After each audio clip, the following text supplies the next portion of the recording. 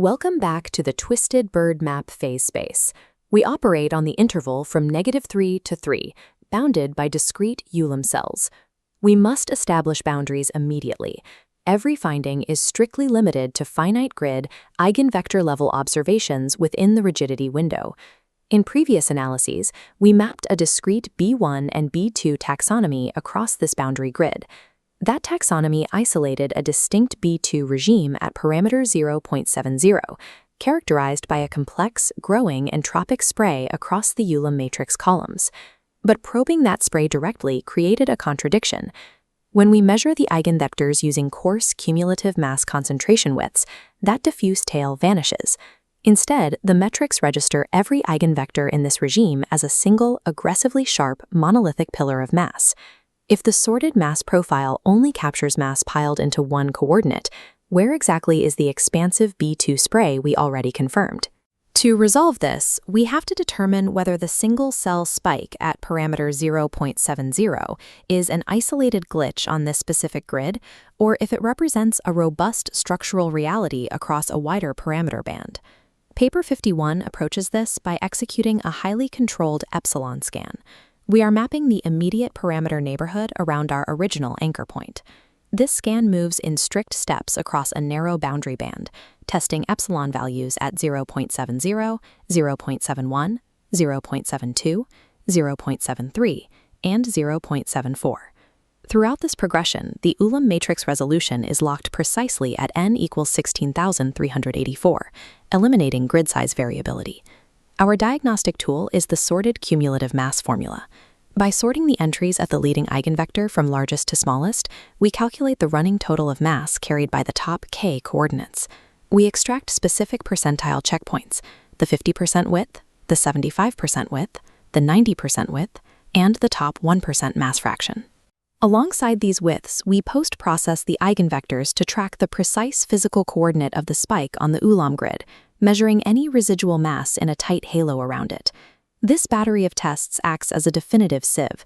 If a continuous phase transition or entropic expansion exists along this band, the concentration widths will expand outward as the parameter shifts.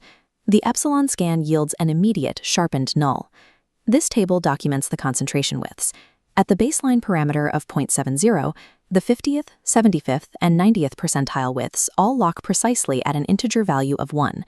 Moving the parameter forward to 0.71 and 0.72 yields the exact same profile. The k-widths do not budge, and this absolute rigidity holds through the end of the band at 0.73 and 0.74. Checking the top 1% mass fraction confirms this total density. For every single step along the epsilon mesh, the top fraction reads exactly 1.000000. This is a graph of the sorted leading eigenvector mass at the locked resolution. The mathematical reality is that the cumulative mass leaps to 100% entirely on the very first sorted coordinate, followed by a flat line. By shifting the y-axis to a logarithmic scale, we see what that flat line actually is. The remaining 16,383 grid entries hold virtually zero mass, hovering exclusively at machine noise levels around 10 to the minus 16. From the strict perspective of coarse cumulative mass, there is absolutely no crossover behavior along this boundary slice. The complex entropic spray is completely invisible to these metrics. This chart shows the raw spatial profile of the eigenvector across the grid at our starting parameter of 0.70. The sheer vertical line illustrates the extreme mass concentration. We can pinpoint the exact physical anchor of this maximal coordinate. On the phase space axis, it sits squarely at roughly x equals 0.5926.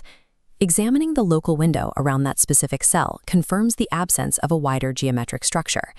A tight 5-cell radius check around the peak yields a local mass sum of exactly 1.0. The isolation is absolute.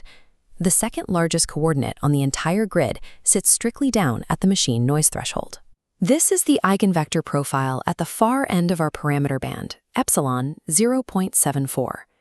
The physical geometry remains identical, a sheer vertical spike. The local mass sum here is also perfectly 1.0, and the geometry is indistinguishable at plotting resolution. The data forces a firm conclusion. The diffuse B2 spray documented in previous measurements. manifests on these specific finite grids as a literal single-cell delta spike, bounded entirely by machine noise.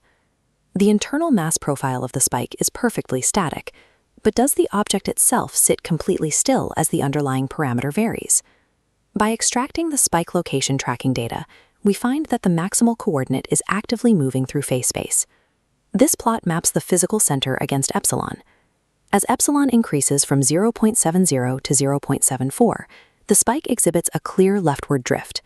The peak slides from 0.5926 to 0.5916, a shift of 10 to the minus 3. Cross-checking at half the resolution, n equals 8,192, the location data aligns precisely. The B2 anomaly presents as a rigid, cohesive packet of mass, sliding across the physical grid boundaries as the parameter flexes. We must explicitly apply the strict guardrails of the series and clarify exactly what this data does not mean. This epsilon-driven collapse into a sliding delta spike is an isolated finite grid observation. It is not proof of a continuum phase transition in the actual system. We make no claims regarding the topological support of the true invariant density as n approaches infinity, and we are not proposing any new asymptotic exponents or universal constants. The immediate structural reality is that the cumulative mass null persists across the entire scan. It cloaks the entropic spray by condensing all relevant mass into a single Ulam cell.